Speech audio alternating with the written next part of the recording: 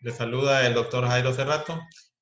En esta ocasión vamos a revisar el metabolismo del glucógeno, especialmente lo que es la síntesis del glucógeno, o bien sea la glucogenogénesis. Yo prefiero decirle síntesis del glucógeno para que no lo confundamos con gluconeogénesis. Pero bien, para lograr la captación del tema, nos planteamos el siguiente objetivo o los siguientes objetivos, que son definir los aspectos básicos, identificar dónde se localiza, comprender los puntos claves de las reacciones, así como la regulación enzimática, y pues distinguir las patologías derivadas de algunas anomalías enzimáticas. El sumario corresponde a lo que es la conceptualización, miramos lo que es la glucogenogénesis. En la próxima clase vamos a ver lo que es la degradación del glucógeno, o sea, la glucogenólisis. Vamos a ver lo que es la regulación y algunos aspectos clínicos. Como aspecto introductorio podemos decir que los eritrocitos y el cerebro, por ejemplo, requieren del aporte de glucosa para su buen funcionamiento. Por ejemplo, los eritrocitos no pueden usar ácidos grasos, por ejemplo, para producir energía. El cerebro puede utilizar los cuerpos cetónicos, pero requiere de glucosa sanguínea en su momento para poder funcionar. De ahí que alteraciones en los niveles de glucosa pueden terminar en un coma hipoglicémico. Se dice que la glucosa es esencial como fuente de energía para el músculo en ejercicio. Vamos a ver posteriormente que hay glucógeno tanto a nivel hepático como muscular y que el glucógeno hepático aporta glucosa en sangre, pero el muscular no. El muscular lo hace a nivel local. El glucógeno sirve para proveer la energía necesaria al músculo y en condiciones anaerobias. La glucosa sanguínea puede obtenerse de tres fuentes principales. Puede ser de la dieta, puede ser de la degradación del glucógeno, que es la próxima clase. Hoy vamos a ver la síntesis del glucógeno para poder ver después la degradación del glucógeno. Y también se obtiene, dice, de la gluconeogénesis. Ya vimos la glucólisis, vimos la gluconeogénesis, y hoy vamos a ver lo que es la síntesis del glucógeno. Dice que los principales depósitos del glucógeno del organismo se encuentran en músculo e hígado. Se dice que la mayoría del glucógeno se encuentra almacenado en el músculo, porque hay músculos en todas partes del cuerpo. Y por tener mayor masa, pues tiene más glucógeno. Pero vamos a ver más adelante qué es el glucógeno del hígado, que el que responde a las necesidades de glucosa en sangre y no así el músculo. La función del glucógeno del músculo es servir como reserva de combustible para la síntesis de ATP. ¿Cuándo? Eso se da durante la contracción muscular. Entonces la necesidad es del músculo en ejercicio. Mientras que el glucógeno hepático, la función es mantener la concentración de glucosa en sangre, en particular durante las primeras etapas de ayuno. Ya lo miramos en las clases previas, que el organismo provee de glucosa durante las fases basales, o sea, cuando está, por ejemplo, cuando estamos durmiendo, a partir de liberación de pequeñas cantidades de glucógeno almacenado. Se dice que el glucógeno sirve para aportar glucosa en sangre hasta 12 horas, las primeras 12 horas postprandial, y luego entra la gluconeogénesis en las otras 12 horas. Pero bien, ¿qué es el glucógeno? Es un polisacárido. Si lo clasificamos, pertenece al grupo de los homopolisacáridos porque son cadenas de monosacáridos, de iguales monosacáridos. Se dice que es un polisacárido de almacenamiento de la glucosa. Ya decíamos, se va a almacenar en hígado, pero también se va a almacenar en músculo. Y en el hígado es el glucógeno de hígado es el que determina el aporte de la glucosa en sangre cuando así lo necesita el cuerpo. Durante e inmediatamente después de una comida, la glucosa se convierte en glucógeno tanto en el hígado como en el músculo. ¿Cómo se llama ese proceso? Glucogenogénesis. Mejor digámosle síntesis de glucógeno, para que no nos vayamos a equivocar con la gluconeogénesis. Dice que la concentración hística de glucógeno es mayor que en el hígado. ¿De qué estamos hablando? De que el glucógeno en el músculo es el que se encuentra en mayor concentración. Ya lo había explicado antes, ¿verdad? Por tener más músculo el cuerpo, mayor volumen que el hígado, entonces el cuerpo almacena más glucógeno a nivel muscular. Pero vuelvo a recalcar, ¿verdad? Es el glucógeno en el músculo el que posteriormente, mediante la degradación, es el que va a aportar glucosa libre en sangre y no así el músculo. El glucógeno hepático, decimos, se degrada gradualmente entre las comidas por la vía de la glucogenólisis, liberando glucosa para mantener su concentración en sangre. Entonces decimos que a nivel hepático se almacena en menor concentración, que en músculo pues, es en mayor concentración. Vamos a ver ahí un recuadro después a qué cantidad corresponde cada quien. Dice que las reservas totales de glucógeno en el hígado apenas son suficientes para mantener una concentración de glucosa en sangre durante el ayuno de 12 horas. Ya lo habíamos hablado de eso. Primero entra la glucogenólisis en las primeras 12 horas postprandial y luego entra la gluconeogénesis para aportar glucosa a partir de sustratos, de moléculas que no son azúcares, no son glucosa. Durante el ayuno nocturno, entonces, cuando no estamos comiendo, va a haber un desplazamiento gradual de la glucogenólisis hacia una síntesis de nuevo de la glucosa. Entonces, van a haber aportes pequeños para mantener las funciones vitales en el reposo a partir de la glucogenólisis. También se dice a través de la vía hepática, conocida como la gluconeogénesis, va a haber un aporte, pero decíamos, ese ya después de 12 horas que entró la glucogenólisis en acción y se necesita más azúcar, entonces la gluconeogénesis va a aportar glucosa a partir de sustratos no glucosídicos. Este es el recuadro que les había hablado y decimos el músculo obviamente almacena gran cantidad de glucógeno, se habla de 250 gramos para aportar 1000 calorías. Y que en sangre apenas hay 10 gramos en el plasma. ¿Qué significa eso? Que el cuerpo, el organismo necesita mantener repuesta esa cantidad de glucosa en sangre. ¿Por qué? Porque si no va a haber hipoglicemia y los tejidos o los órganos sensibles para su funcionamiento, como es el cerebro, los eritrocitos, necesitan azúcar como combustible. Al haber un bajón de azúcar, una hipoglicemia, se va a alterar su función y por lo tanto van a presentar los pacientes un cuadro clínico característico. El glucógeno del músculo, decimos, no está disponible para mantenimiento de la glucosa en sangre. Lo remarco varias veces en la clase porque así es. No podemos decir que una hipoglicemia se va a restaurar a partir de del glucógeno en el músculo. No es así. Es el glucógeno que está en el hígado el que va a reponer, el que va a restablecer la glucosa en sangre. Aporta glucosa libre en sangre para mantener la homeostasis de la glucosa. No así el músculo, decimos, porque el músculo carece de una enzima que es la que va a liberar en unas reacciones de degradación de glucógeno, va a liberar glucosa. Entonces, en el músculo no existe esta enzima. La glucosa obtenida de la sangre y del glucógeno se usa exclusivamente para el metabolismo energético en el músculo, especialmente durante los estallidos de la actividad física. En el músculo, el glucógeno es para la actividad física, durante la contracción muscular. Es que se utiliza la reserva de glucógeno.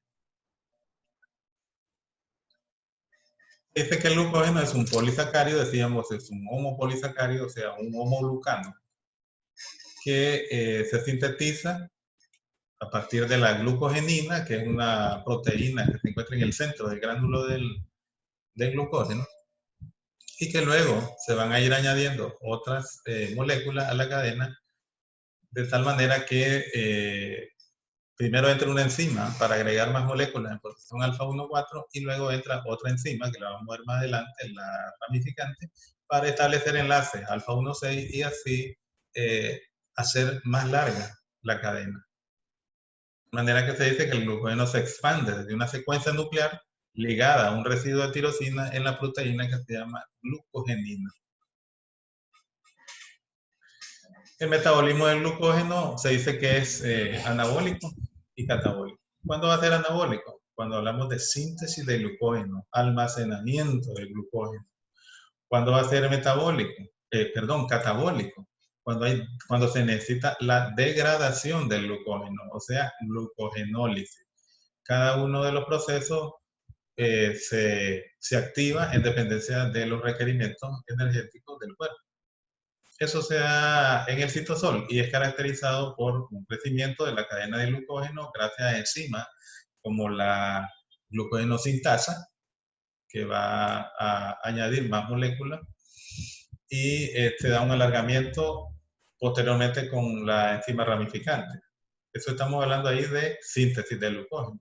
Pero por el otro lado, la degradación del glucógeno se hace posible gracias a una enzima que se llama desramificante, que es la que aporta la glucosa libre en sangre al final. Cuando hablamos de glucogenogénesis, o sea, síntesis de glucógeno, hacemos énfasis en la síntesis de glucógeno a nivel hepático, que es la que va a aportar glucosa a la sangre en situaciones que así se requiere. De tal manera que el hígado se dice que es rico en transportador GLUT2. Acuérdense que hay GLUT1 y hay muchos GLUT, pero los principales GLUT2, el 3, ¿verdad? El 1, el 4. Pero de esto, ahora el GLUT2, que está a nivel hepático, ¿qué es lo que hace? Hace permeable a la glucosa. Es decir, que hace que la glucosa sea introducida en la célula, se oxide y entonces sea utilizada para las vías correspondientes, para producir energía, para síntesis de glucógeno, para síntesis de lípidos, etcétera, para almacenamiento, como en forma de triglicéridos, por ejemplo. ¿Ya? Entonces, por eso es que es la importancia de estos GLUT2. La importancia de los GLUT4, que lo abordamos en el seminario, por ejemplo. Eso es introducir la glucosa a nivel del músculo y a nivel del tejido, a nivel de lípido. Entonces, en este caso el GLUT2 hace que la glucosa se pueda ser introducida a la célula y se pueda oxidar después de una comida abundante. El hígado es rico en glucoquinasa. Esta enzima es específica para que la glucosa del hígado se convierte en glucosa 6-fosfato. Ya esta molécula ya la hemos visto tanto en glucólisis como en la vía de la pentosa, ahora la vemos en la síntesis de glucógeno.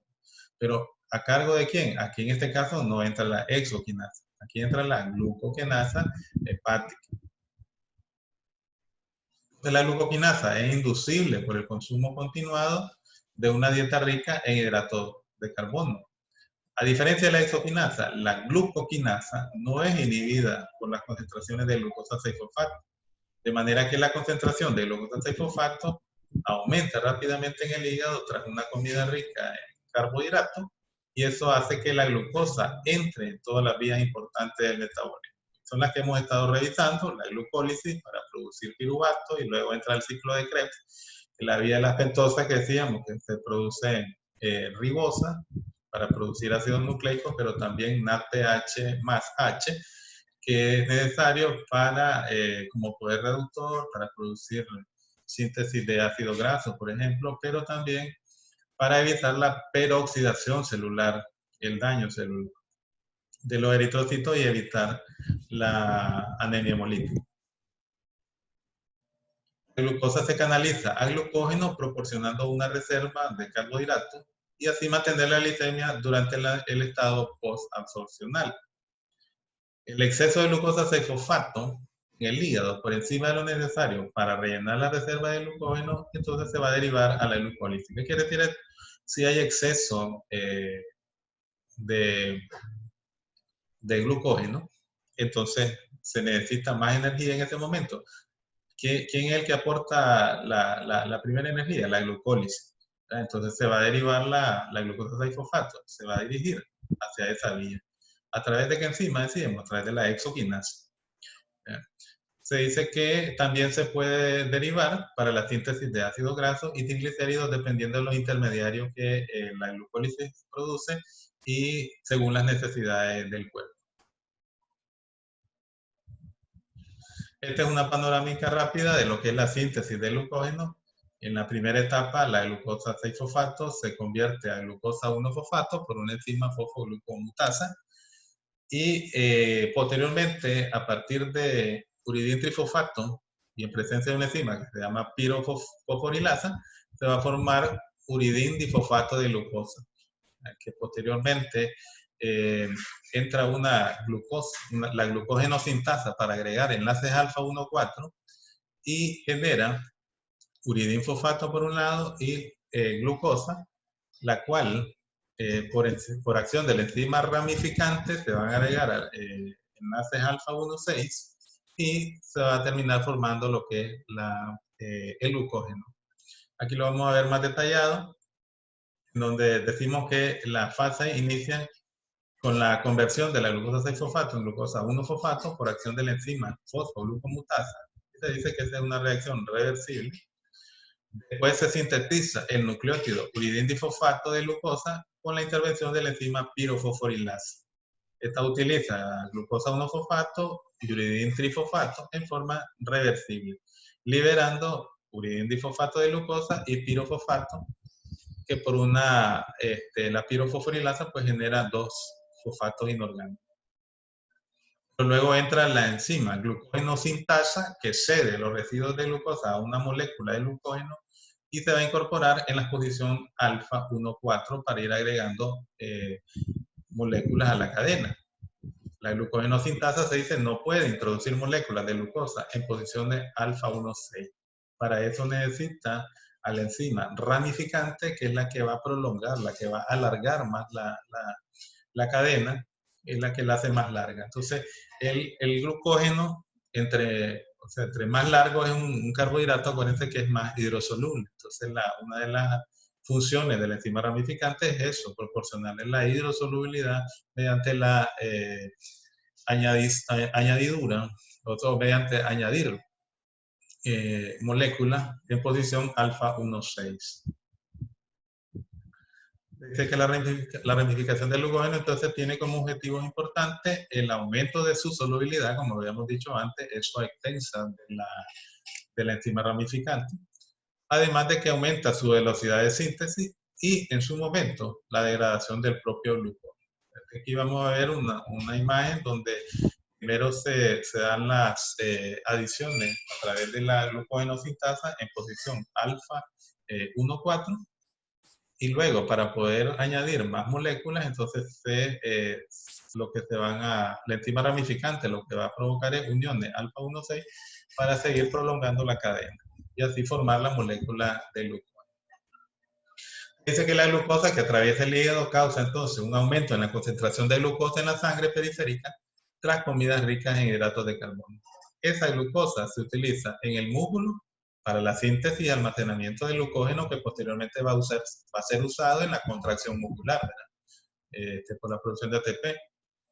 Y en el tejido adiposo también va a ser utilizado como fuente de glicerol para la síntesis de triglicéridos. Parece que esta es la forma de almacenamiento de los lípidos en el cuerpo, los triglicéridos, que posteriormente se van a hidrolizar y forman ácidos grasos y glicerol.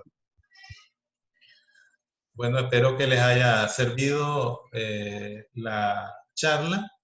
Vamos a seguir revisando esto el día de la clase correspondiente, siempre en línea. Saludos a todos.